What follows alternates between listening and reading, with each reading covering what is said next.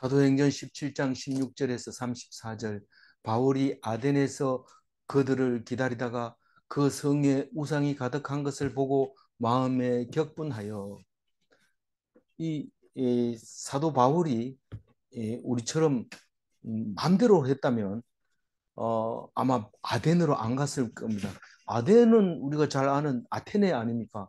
아테네 이러면은 올림픽 열리는 거 아테네, 그것을 시작했는 것처럼 우리 그리스에서 가장 큰 유명한 도시로, 뭐 크다기보다가 유명한 도시로 그렇게 기록이 되고 있습니다.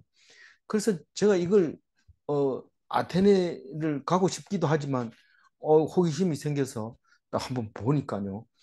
어, 그렇게 BC 500년 전 그 유적이 그대로 남아서 이제 우리들이 가서 볼 수 있도록 그렇게 돼 있잖아요. 그 이 지금 그 아레 오바고라고 하는 것은 그러니까 BC 500년쯤 전에 있었던 그 이름이죠. 그때부터 전해져 내려온 이름이 거기까지 왔는데 다른 게 아니고 그게 이제 그 그리스 신화에서 이제 만들어진 땅 이름이고 신 이름이고 그 사람들이 생활에 주된 이슈가 되는 것이 그것들이죠. 오늘 여기 음, 보면 몇 절에 있습니까? 그들은 어, 그냥 21절 말이죠. 21절에 보면은 이 철학 말고는 하는 게 없어요. 그 사람들 앉으면 그냥 얘기합니다. 유대인도 유대인 다음으로 아마 말을 많이 할 겁니다. 그냥 있는 게 아니고 계속 얘기를 하는데 그게 엄청난 그 지금까지도 뭐 유대인들은 말 그대로 유대인들만 있을 수 있지만 그리스 철학은 여태까지도 그리스 철학으로 내려오잖아요. 꼭 그게 뭐 그리스 철학하고 우리가 무슨 관계가 있나 이런데 박사라는 단어 그 자체도 그 그리스 철학 박사에서 온 겁니다.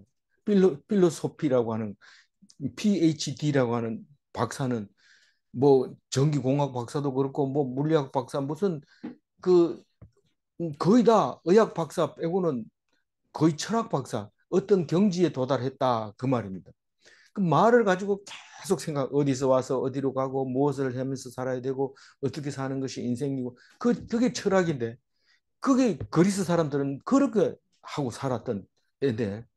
거기 보면 이제 신들의 이름이 나오면서 이제 이야기가 전해져 내려오는데 그게 고정적이죠. 이제 했던 사람이 그 얘기하면 또 그다음 사람이 얘기하고 그다음 사람 그래서 이제 학파가 생기기 시작하고 그렇게 했을 때 유대인들이 첫째는 유대인에게요 둘째는 헬라인에게라 왜 그렇게 얘기를 했는지 알 수 있어요. 그만큼 머리 좋은 사람들이 그 사람들. 근데 우리는 예수님이 히트를 쳐버렸기 때문에 아무리 얘기해도 소용이 없어요. 철학 가지고는 이겨낼 방법. 예수 그리스도의 십자가 보혈 이러면 철학 박사가 아니라 무슨 박사라도 상관없어요. 최고의 높은 자리에 있습니다. 그 오늘 어떻게 아냐 하면 바울이 그 사람들을 능히 꼼짝 못하게 하잖아요. 그래서 최고가 이제 그리스도교, 그리스도인, 그 다음에 종교, 그 밑에 철학이 있는 거죠. 그러니까 철학은 하다가 안 되면 종교를 끌고 오는데 그것을 신으로 가지고 와가지고 해결하려고 하는 거죠. 이 사도 바울은 왜 자기 멋대로 아덴에 간 게 아니고 어떻게 갔어요? 쫓겨갔어요. 우리가 사람 살다 보면 쫓겨다니기도 하고 망하기도 하고 그랬을 때 하나님이 더 큰 것을 준다는 것을 알고 알아야 됩니다. 꼭 내가 해야 된다고 생각하고 막 아둥바둥하고 고치고 따지고 음, 자기 욕심대로 막 밀어붙이고 이러면은 똑똑한 것 같고 자기 손해 안 보는 것 같지만 하나님은 손해는 손해 본 사람을 하나님 하늘나라에서 다 책임져 줍니다. 근데 그거를 모르니까 어떻게 해야지 손해가 나면 얼굴이 붉으락 푸르락 하고 막 그러는 거죠. 근데 바울은 쫓겨가지고 아덴으로 갔는데 자기 돈 들여가지고 배 타고 간 게 아니에요. 맞아 죽을 것 같으니까 형제들이 성도들이 그냥 빨리 땡겨가지고 그냥 배 태워가지고 아덴까지 갔어요. 어디서 갔어요? 베레아에서. 베레아 그렇게 말 잘 듣는 사람들 좀 말 좀 더 전해주면 안 되겠나? 지금 데살로니카에서 사람들이 왔다니까 오면은 끝나는 거야. 빨리 타. 그래가지고 태워가지고 아덴까지 가는데 꽤 멉니다. 거기가. 제가 길이는 안 재봤습니다. 적어도 여기서 뭐 일본보다 훨씬 더 멀리 가야 아테네가 나옵니다. 거기다 내려주고 가면서 혼자 내려주고요. 바울 혼자 내려주면서 누구를 데리고 오라고 그래요. 그 음, 신라와 디모데와 어, 누가 다 빨리 보내라 이러고 자기 혼자 거기서 있는데 아니 뭐 그냥 가가지고 숨어가지고 달달달 떨면서 누가 잡으러 오는 게 아니나 이러고 있는 게 아니고 막 마음에 격분이 일어났다고 얘기를 하고 있어요. 왜 격분이 일어나요? 우상들이 그냥 사방에 있는 거예요. 그럼 바울 입장에서 보면 아테네는 그래도 꽤 저기 학문이 깊은 어, 인테리스러운. 예, 저기 지성인들이 있다고 생각하고 한번 가보고 싶었는데 이거 데려다 주니까 한번 보는 거니까 마음이 이 격분이 일어났다. 격분이 원어를 다시 분석하면 경멸하다 이런 게. 경멸하다는 말은 우리말로 다시 바꾸면 깔보아서 업신여기다 이런 뜻입니다. 근데 격분하다로 번역했냐? 그래서 격분하다. 이거 지금 그냥 놔둘 일이 아닌 거야. 이게 뭔 짓이냐 이게. 어?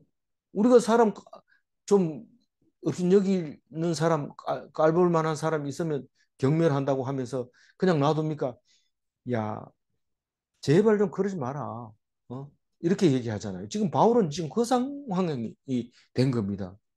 누구를 기다린다고 그랬어요? 바울이 아덴에서 그들을 기다리다가 그 세 사람 말고 다른 형제들을 따라다니는 사람을 기다리다가 그 성이 어디 성입니까? 아테네 성입니다. 지금 어 뭐 그렇게 오래된 2,500년 전부터 만들어져 있는 그 유적이 안 부서지고 부서졌는데 또 조각은 찾아가지고 또 붙이기도 하고 이래가지고 이렇게 세워놨는데 건물이 거의 비슷해가지고 이게 어딘지 찾아보면 서너 군데가 똑같은 것 같은데 기둥 숫자가 다르고 이럽니다. 이제 그 구글로 보면은 다 그렇게 보여요. 그러니까 이거는 무슨 아폴로 신전이 가장 크게 기둥이 많고 저쪽이 또 그 여기 오늘 어제 나왔던 아고라 오늘 얘기도 나온 장터 17장에 17절에 장터라는 말이 나오는데 장터가 뭐라고요? 아고라라고 하고 장터는 북쪽에 있고 음, 그, 그 유명한 신전은 남쪽에 있고 지금 말하고 아래 오바고라는 거는 그 중간에서 서쪽으로 돌산으로 돼 있는데 지금도 돌산으로 돼 있고 많은 사람들이 그 돌산에 올라가 가지고 있는 사진이 인터넷에 올라와 있는 것을 볼 수 있습니다. 어쨌거나 지금 그 곳곳마다 우상이 있는 거 보고 격분한다는 것은 적극성을 가지고 있다는 거죠. 적극성을 가지고 있다. 그러나 피동적이죠. 사람들이 보내주면 가고 거기서 돌에 맞아 죽으면 죽고 뭐 사나 죽으나 오직 하나님 말씀만 가지고 하는 그 사도 바울을 볼 수가 있습니다. 17절 한번 크게 읽어봅니다. 회당에서는 유대인과 경건한 사람들과 또 장터에서는 날마다 만나는 사람들과 변론하니. 뭐 지금 유대인의 그 회당은 뭐 당연히 없겠죠. 지금 없어서 그 전에 바울 시대에 회당이 어디 있었느냐 이렇게 물으면 모르죠. 그리고 또 뭐 안다 해도 그 유대인들이 자꾸 있으니까 우리는 뭐 거기 들어가서 구경할 수도 없죠. 어쨌거나 회당에는 안식일 날 주로 모이니까요. 안식일 날 되면 회당에 가서 유대인들하고 변론을 합니다. 그게 맞나 틀리냐? 맞나 틀리나 하는데 막 이 사도 바울은 거침없이 계속 갖다가 쏟아부으니까 사람들이 감당을 못하죠. 그러니까 또 다른 생각이 나와가지고 또 안식일 날 얘기할 때 또 얘기하고 또 얘기하고 그러니까 뭐 성경 66권 갖다 놔도 우리하고 똑같은 성경은 아니지만 갖다 놔도 능히 그것을 해석하고 당당하게 주장할 수 있었던 것을 볼 수 있습니다. 그리고 경건한 사람들과 이 경건한 사람은 신앙이 돈독한 사람을 말하는 거고 또 장터에서는 날마다 장터에는 날마다 장이 서니까요. 우리는 오히려 한 번씩 장이 서지만 이 아고라는 그냥 그냥 날마다 장이 서는 그게 아고라 장터입니다. 그 만나는 사람은 누구들을 만날까요? 유대인 아니면 유대인 중에서 예수 믿는 사람들하고도 변론합니다. 맞습니까? 맞다. 아닙니까? 아니다. 뭐 이렇게 이제 하는 것을 그 변론. 그냥 만나는 사람마다 말로 하는 거죠. 우리는 날마다 말씀으로 하고 또 사람들이 만나면 또 기도하고 또 찬송하고 이게 전부 말씀입니다. 기도도 말씀, 찬송도 말씀 그런 것을 볼 수 있는데 바울은 그렇게 했어요. 18절 읽어봅니다. 어떤 에피쿠로스와 스토아 철학자들도 바울과 쟁론할세 어떤 사람은 이르되 이 말쟁이가 무슨 말을 하고자 하느냐 하고 어떤 사람은 이르되 이방신들을 전하는 사람인가 보다 하니 이는 바울이 예수와 부활을 전하기 때문이로다. 그때 이제 철학 학파 중에서 에피쿠로스 학파와 스토아 학파가 이제 주로 양대 산맥이었는데 그 에피쿠로스 학파는 그리스 에피쿠로스에게서 온 학파인데 플라톤의 학파를 이어받아서 하는 쾌락주의의 창시자로 되어 있습니다. 뭐 자료가 엄청 많은데 이거 간단하게 제가 머릿속에 들어가는 걸 기록해 놓았는데 스토아 학파는 제논이라는 사람이 창시를 했는데 윤리와 종교를 중심으로 한 철학. 이 스토아라는 말은 돌 기둥이라는 말인데 스톤에서 나온 것 같아요. 돌 기둥에서 나온 건데 그게 이제 종교를 말할 때 항상 돌이 따릅니다. 보통은 이제 어, 그돌 두 개, 토템폴이라 해가지고 돌 두 개를 세워놓는 기둥 한 개보다는 두 개 있는 게 더 영험이 있는 것처럼 보여지기 때문에 옛날부터 시야대장 처음 우리가 인간이 처음 나면서부터 그렇게 돼 있는 거예요. 나면서부터.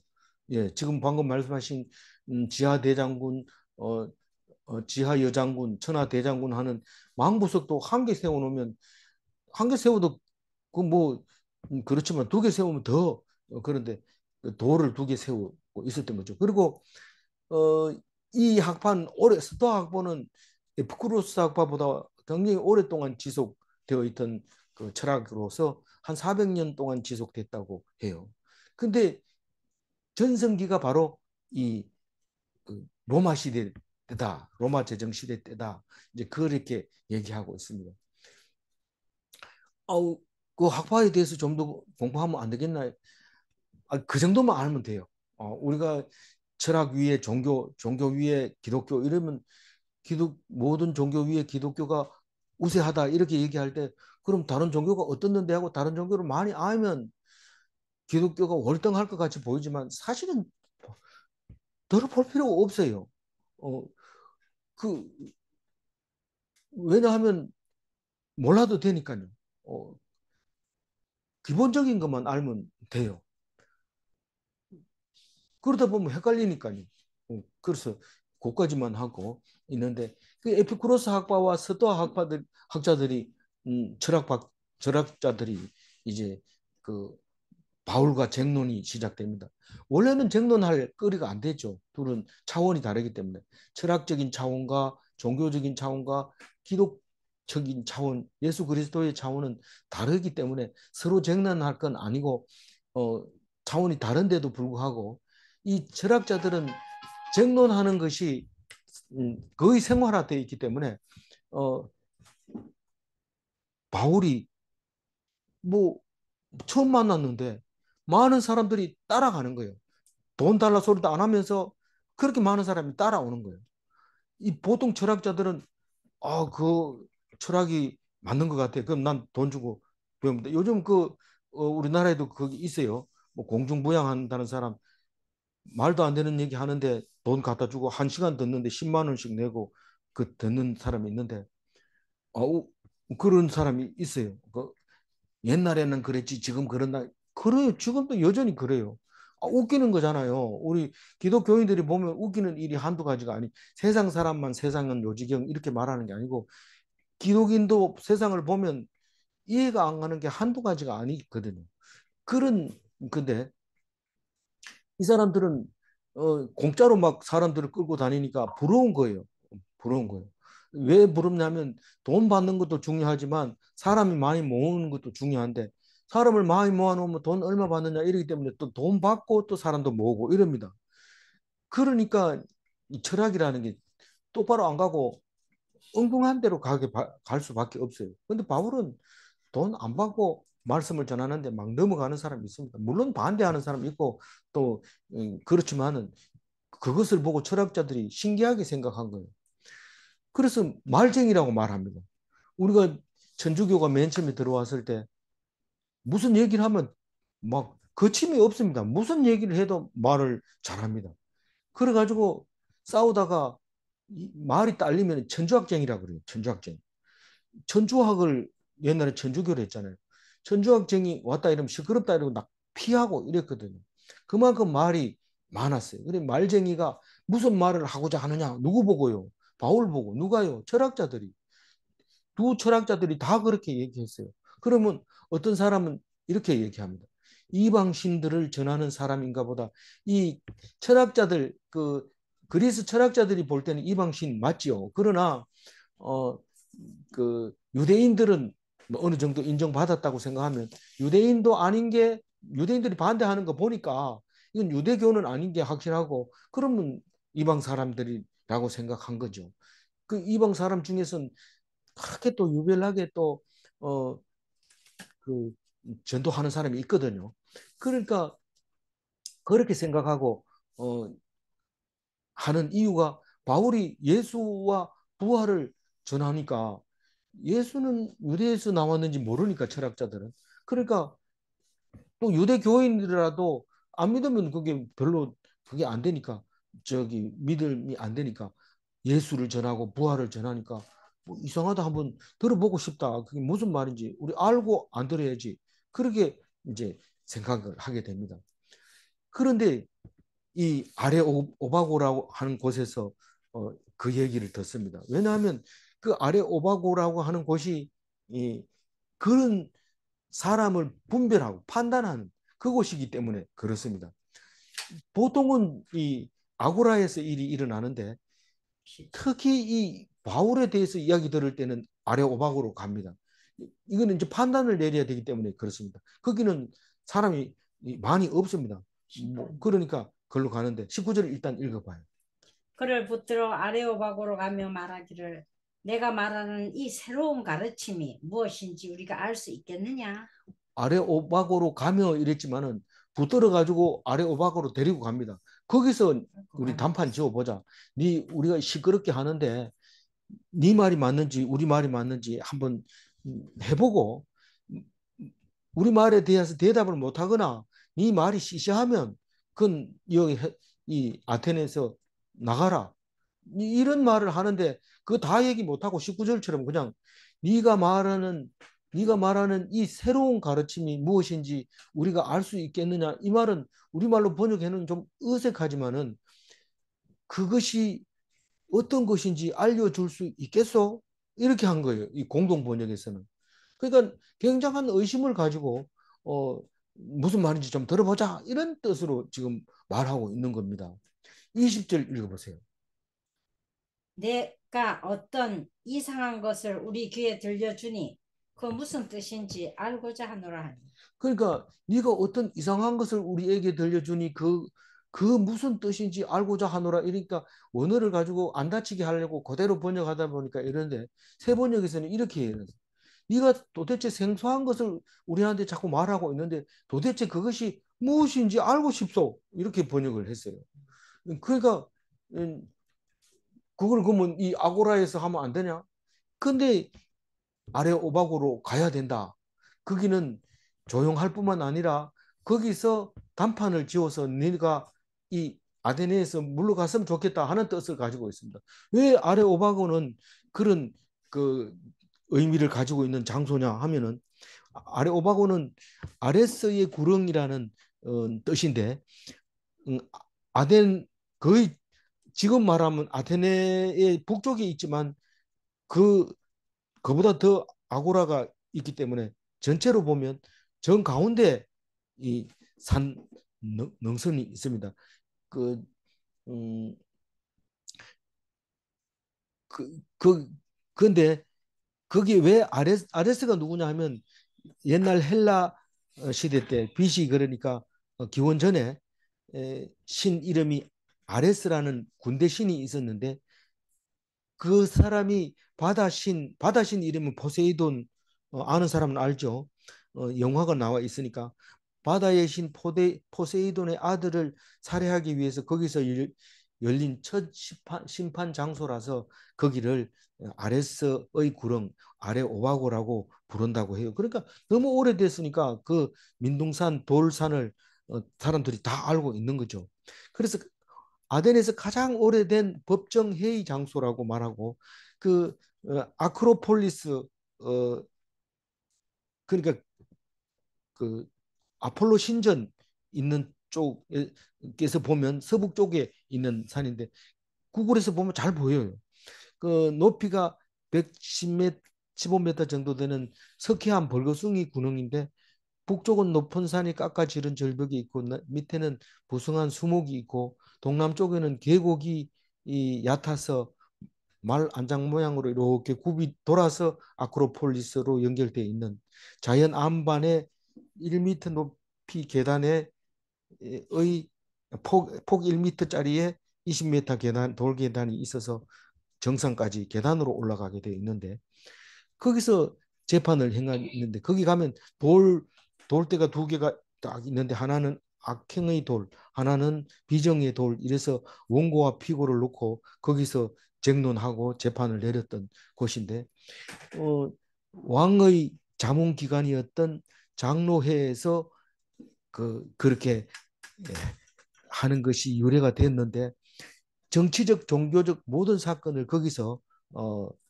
결정하는 권위를 가지고 있었고 바울 이 시대는 그 철학 그러니까 교육 감독 기능이 있어서 새로운 철학이 도입될 때는 꼭 거기서 인정을 받고 또 폐, 음, 폐위 폐결 폐지되는 학문이 있더라도 이거는 폐지돼야 될 학문이다. 그런 폐지했고 그 장소에서 그렇게 했다는 거예요. 그리고 나서 그 이후에 선교사들을 위해서 선교사를 오라고 해가지고 거기서 심사를 하고 그랬던 것인데 이 사람들이 그 시장에서 어, 시끄러우니까 얘기 못하고 조용한 곳에서 하려고 그랬다. 혹은 심판하려고 그랬다. 뭐 이런 여러 가지 말을 하고 있다고 합니다. 그래서 지금 그 사진에도 많이 나와 있지만 동판에다가 헬라어 대문자 글자로 오늘 그 22절에서 31절까지입니까? 한이라까지 예, 31절, 설교가 예, 그 새겨져 31절까지 있더라고. 설교로 그렇게 새겨놨는 것을 볼 수 있습니다. 어, 그래서 그 돌비는 얼마나 중요한 거냐. 기독교가 예루살렘에서부터 서쪽으로 갖는 그 기념비로서는 아주 의의가 큰 유적이다. 그 동판이다. 이제 이렇게 얘기하면서 오늘 마지막에 그 디오누시오 그 관은 이름까지 거기 적혀 있다. 이제 그런 얘기를 자료에서 찾아봤습니다. 어쨌든 이 바울이 그것을 이제 그 설교를 하는데 21절 읽고 22절 읽겠습니다. 모든 아덴 사람과 거기서 나그네 된 외국인들이 가장 새로운 것을 말하고 듣는 것 이외에는 달리 시간을 쓰지 않음. 그러니까 그리스 사람들은 앉으면 새로운 학문, 새로운 생각. 야, 어디서 왔느냐? 무슨 그럼 무슨 신이 있겠네. 그건 포세이돈이 아니겠는가? 뭐 이러면서 이야기를 만들어서 스토리텔링을 만들어서 우리가 쓰는 성경처럼 그렇게 사용하고 있었던 거죠. 그래서 22절 읽어보면요. 바울이 아레오바고 가운데 서서 말하되 아덴 사람들아 너희를 보니 범사에 종교심이 많도다. 23절 내가 두루다니며 너희가 위하는 것들을 보다가 알지 못하는 신에게라고 새긴 단도 보았으니 그런즉 너희가 알지 못하고 위하는 그것을 내가 너희에게 알게 하리라. 그 종교심이 원래 우리가 타고났는 거지만은 이 사람들은 철학에서 해결 안 되는 것은 전부 종교로 그럼 무슨 신이 무슨 신 이렇게 얘기를 했던 것이니까 그러다 보니까 뭔가 있기는 있는데 이름을 미처 못 만든 거죠. 시간이 지나가면 만들겠죠. 뭐 어떤 우리도 절에 가면은 이 계곡에 가면 제가 정확하게는 모릅니다. 계곡신이 있고 산꼭대기 가면 산꼭대기 신이 있고 뒷간에 가면 뒷간에 신이 있고 거기 전부 다 복전함이 있어가지고 돈 넣는 데 있고 그렇더라고요. 근데 그렇게 신을 많이 만들어 놨는데 나중에 있을만한데도 복전함이 없으면 거기다가 알지 못하는 신 이러고 돈 넣도록 이렇게 만들어 놨. 그러니까 이 사도 바울이 기가 막힌 거죠. 이게 무슨 뜻이냐. 그러니까 너희들이 알지도 못하고 위하는 신에 대해서 내가 신이 뭔지 내가 알게 해줄게. 그 얘기를 하고 있는 거예요. 이게 지금 중요한 얘기죠. 우리는 그러면 잘 알고 있느냐? 사실은 모르고 있죠. 어떤 종교든지 신이 누군지도 모르고 그냥 부지런히 절하면 복 준단다 이러고 복 하는 거죠. 점치러 가면은 복채를 많이 내면 뭐 앞으로 잘 될 겁니다. 이렇게 얘기하는 겁니다. 그러니까 어리석은 데다가 더 어리석은 짓을 하고 있는 것을 보면 너무 웃기는 거죠. 그래서 바울은 뭔 얘기하는지 우리 알잖아요. 뭘 얘기할까요? 아무리 찾고 있는데 그 찾는 것이 딴 게 아니고 진리인데 그 진리는 예수 그리스도의 십자가 보혈 외에는 없다는 것을 얘기하는 거예요. 저는 꼭 지금 뭔 얘기하고 비슷하냐면 예수 천당 불신 지옥 이겁니다. 자세하게는 모르지만 그건 결론적으로는 확실한 얘기입니다. 그게 25절 읽고 24절 읽어봅니다. 우주와 그 가운데 있는 만물을 지으신 하나님께서는 천지의 주제시니 손으로 지은 것에 계시지 아니하시고 그 24절 얘기는 창조물의 주인이다. 하나님은 창조물의 주인이다. 그러니까 손으로 지은 성전에 계시지 않는다. 하나님이 전부를 만들어 놓고 자기가 만들어 놓은 그 안에 들어가 있지를 않는다. 아니 그렇게 할 수는 있지만은 사람이 만든 것에 들어갈 이유도 없다. 그 얘기를 하고 있습니다. 잘 들어봐야 됩니다. 이게 사도 바울이 이 얘기를 하는 것은 우리에게 하는 것인데 우리가 못 알아듣는 얘기가 있을 수 있어요. 이게 가장 중요한 얘기인데도 24절 읽어봅니다. 25절. 25절. 예. 또 무엇이 부족한 것처럼 사람의 손으로 섬김을 받으시는 것이 아니니 이는 만민에게 생명과 호흡과 만물을 친히 주시는 이십니다. 그러니까 하나님은 부족하지 않아요. 사람에게 섬김을 받을 필요가 없어요. 만민에게 하나님은 생명을 주고 호흡을 주고 만물을 주십니다. 만물이라고 하면 생물도 있지만 무생물도 있고 그런 거죠. 모든 것을 다 우리에게 만민에게 준 거죠. 그게 하나님이 한 거라고요. 이거에 대해서 철학자들이 반대할 이유도 없고 근거가 없습니다. 26절 읽어봅니다. 인류의 모든 족속을 한 혈통으로 만드사 온 땅에 살게 하시고 그들의 연대를 정하시며 거주의 경계를 한정하셨으니 그 26절 얘기는 한 혈통으로 줬다는 거예요. 하나의 조상을 아담과 이브의 후손으로 줬다는 겁니다. 지금 과학이 이렇게 발달하는데 그게 말이 됩니까? 호모사피엔스로 우리 인류를 만들었다는 거예요. 네안데르탈인은 멸망하고 없어요. 성경은 지금 호모사피엔스를 얘기하고 있는 겁니다. 어떤 과학이라도 성경은 해석돼줘야 돼요. 그리고 온 땅에 거주했다. 지구상에 거했다는 거죠. 연대를 정했다. 삼국 시대를 거쳐서 이 지금 우리가 살고 있는 대한민국 시대를 정하시고 과거와 미래를 하나님이 만들어 주셨고 그리고 땅의 경계 38선, 휴전선 이걸 누가 정했냐? 하나님이 정했다. 메가도 장군이 정한 거 아닙니까? 이런데 아니에요. 그 하나님이 하신 거예요. 이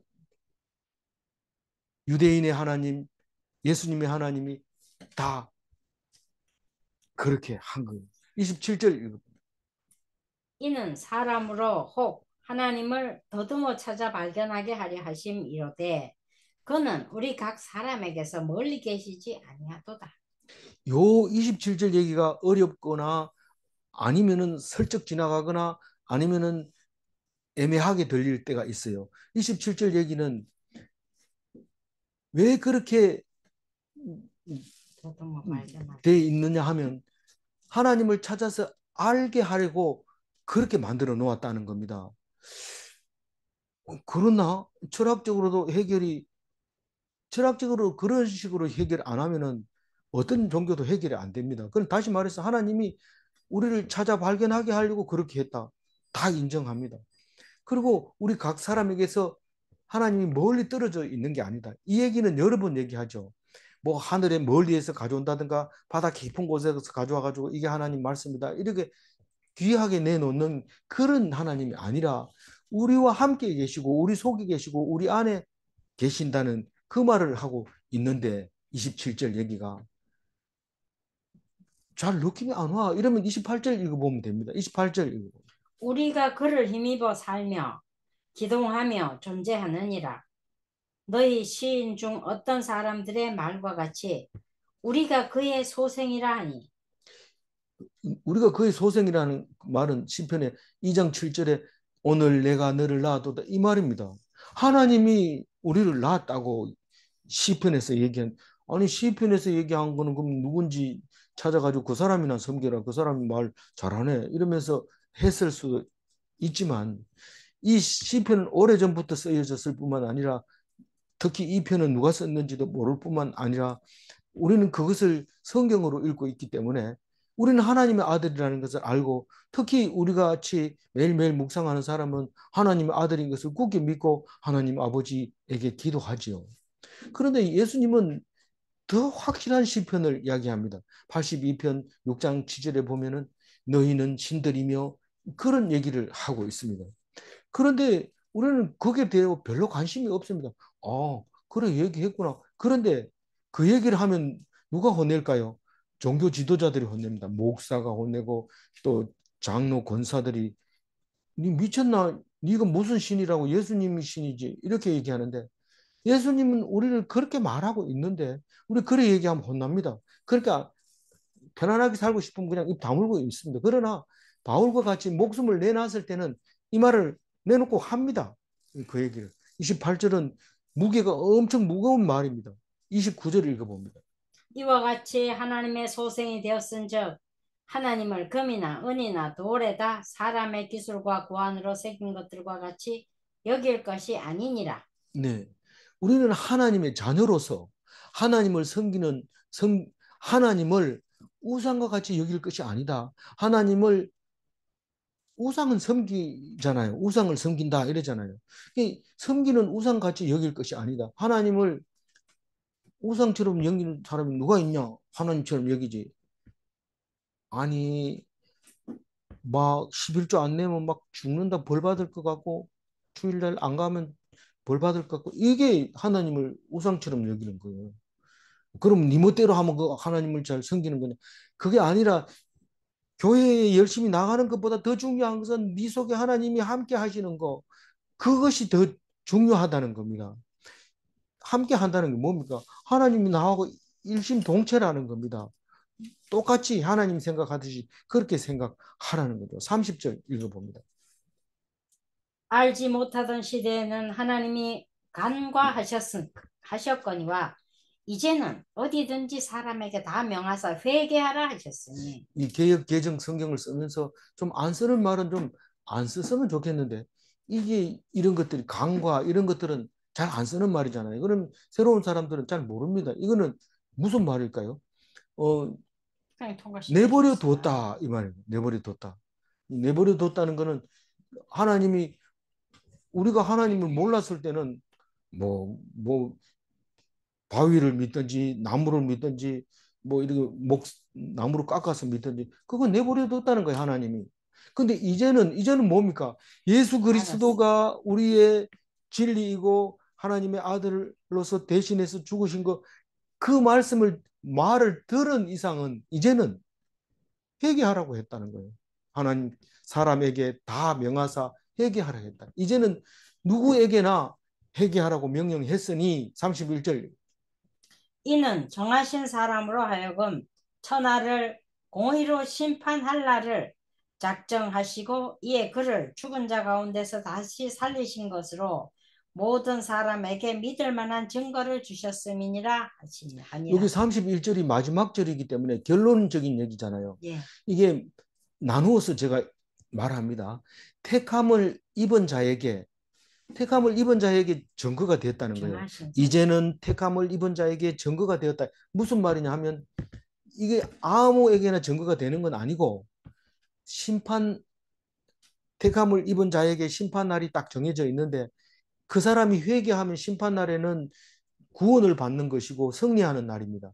근데 회개를 안 하면 죄가 있기 때문에 심판 날에는 정죄를 받는 날이고 죽는 날입니다. 멸망하는 날입니다. 그 얘기를 하고 심판하실 자가 누구냐 하면 예수 그리스도라는 거예요. 심판하실 자를 죽은 자 가운데서 살렸다는 겁니다. 예수님을 죽은 자 가운데 살렸다는 거. 이게 복잡한 말 여러 가지 성경 66권이 31절이 다 들어있는 거죠. 그래서 그 살려가지고 모든 사람이 그것을 듣고 믿을 만한 증거가 되었다는 거예요. 증거가 되었다. 그러니까 어, 예수를 믿는 사람이 증인이에요. 예수 믿는 사람이. 부활했다는 것을 믿는 사람이 증인이 되었다는 겁니다. 그러니까 예수가 진짜 살았나 죽었나 이거를 얘기하는 것을 어디에서 따지냐면 믿는 사람을 보고 살았다고 인정한다는 거예요. 그 증인이 있으니까요. 우리는 살아난 걸 믿는다. 그러니까 그 사람이 예수님이 살았다는 증거가 된다는 겁니다. 31절 결론에 대해서 수긍을 하게 되면 이거는 명설교가 되는 거고 수긍이 안 되면 오늘 또 부담들은 이제 성경이 되는 것이죠. 다 이해가 갔으리라 믿습니다. 32절 읽어봅니다. 그들이 죽은 자의 부활을 듣고 어떤 사람은 조롱도 하고 어떤 사람은 이 일에 대하여 내 말을 다시 듣겠다 하니 그러니까 설교가 끝나고 나서 말씀에 대한 반응이 있는데 이, 이 반박할 수 있는 아니 한마디 하고 한마디 하는 게 아니라 그냥 일방적으로 그냥 쏟아버리고 나머지 사람은 아무 말도 못하게 되는 그 상황에서 반응이 있는데 믿는 자와 불신자로 나눠지고 그리고 더 멀리 가서 보면 택자와 불택자로 나누어집니다. 그러나 그 중에 또 네 말을 다시 듣겠다 이런 사람이 있는데 이 사람들은 의심하는 믿기는 믿어야 되는 상황 속에 들어가 있는데 약간 의심하는 사람 다시 듣겠다. 또 그 관심 밖에 있는 사람, 그거 안 믿는 사람, 그 사람들 중에서 네 말을 다시 듣겠다. 이 말은 약간 관심을 보이는 사람. 그러니까 믿는 사람과 흑백이 아니라 중간에도 있다. 어떤 사람에는 이 말을 다시 듣겠다. 이렇게 하는 사람도 있었다고 지금 얘기하고 있습니다. 우리가 무슨 전도를 하든지 이 세 가지는 꼭 있게 돼 있죠. 근데 사실은 뭐 믿는다 했어도 믿는 것도 아니고 안 믿는다 해도 안 믿는 것도 아니고 우리는 택자도 불택자도 구분 못하고 의심하는지 관심자인지 그 두 가지도 구분을 못합니다. 사실은. 그러나 성경은 그 세 가지를 이야기하고 있는 거죠. 33절 읽어보면 이에 바울이 그들 가운데서 떠나매 떠났다는 얘기는 철학자들과 논쟁이 끝났다는 거예요. 이 사람들이 이제 그 철학으로 받아들일 거냐 말 거냐에 대해서 결론을 못 짓고 그 아래 오바고에서 내려왔다는 거예요. 그런데 어, 아래 오바고에서 역사가 일어나죠. 아래 오바고는 돌로만 둘러싸여져 있지만 그 관리가 있습니다. 34절. 몇 사람이 그를 가까이하여 믿으니 그 중에서는 아레오바고 관리 디오누시오와 다말이라 하는 여자와 또 다른 사람들도 있었더라. 이 다마리는 어, 어, 로마 사람인가? 빨리 읽으니까 다말과 같이 들리잖아요. 다말과 같이 들리고 이 디오누시오, 대건 누시오 이런 뜻 같이 들리는데 하여튼 아레 오바고를 관리하는 그 사람은 아주 바울을 좋아하고 가까이 딱 붙어가지고 그참 은혜 많이 받았습니다. 어, 이러면서 나도 이제부터 예수님에 대해서 확실히 믿고 따르고 회개하고 그렇게 하겠습니다. 이랬던 거죠. 그게 동판에 이름이 적혀있다. 그리고 어, 다른 사람들도 있었다. 그렇게 얘기하고 있습니다. 내일은 이제 고린도에 가가지고 거기서 가깝습니다. 그 이 그리스 고린도는 또 그 운하가 멋진 운하가 있죠. 한 4km 되는 운하가 있는데 멋진 운하가 있습니다. 그것도 좀 보고 싶은데 죽기 전에 버킷리스트에 한번 올려놓았으면 좋겠어요. 23절 읽고 마무리하겠습니다. 그 색깔만 칠해놓고. 너희가 알지 못하고 위하는 그것을 내가 너희에게 알게 하리라. 알지 못하는 신을 섬기는 것은 어리석은 것입니다. 누군지도 모르고 섬긴다는 거예요. 예수 십자가 보혈은 모든 문제를 해결하는 영원한 진리입니다. 질문합니다. 인생의 주적을 찾지 못하면 망하는가? 인생에서 진리를 찾지 못하면 실패한 인생인가? 기도하겠습니다. 하나님 감사합니다. 바울이 아테네에서 설교한 것이 그냥 했는가 보다 했는데 참으로 그리스에 엄청난 영향력을 주게 됐다는 것을 깨닫게 해주셔서 감사합니다. 바울이 땅끝까지 이르러 전파하려고 했던 스페인까지 가서 전했던 그 모습이 그림을 그려지면서 서방으로서의 예수 그리스도의 복음이 전파된 모습을 상상해 봅니다. 아시아 쪽으로는 참 올해도 늦게 왔지만은 그래도 그 유럽의 예수를 믿어서 성경이 여기 오기까지 많은 연구를 한 선조들을 생각하며 감사를 드립니다. 죽기까지 복음을 전파한 그 사람들 때문에 우리가 복음을 함께 누리는 세계에서 살고 있는 것을 감사드립니다. 예수 그리스도가 없었다면 불쌍한 인생일 수밖에 없는 우리들에게 예수 그리스도께서 오셔서 복을 주시고 기뻐하게 하시고 감사하게 해주셔서 감사합니다. 세상을 보지 말고 하나님을 보게 하시고 세상의 어떤 어려움도 십자가 보혈에서 깨끗하게 씻어주시고 맑게 하여 주시고 그 세상 삶이 마치 천국 삶 같이 되게 하여 주옵소서. 감사드리옵고 우리 주 예수 그리스도 이름으로 기도 올리옵나이다. 아멘.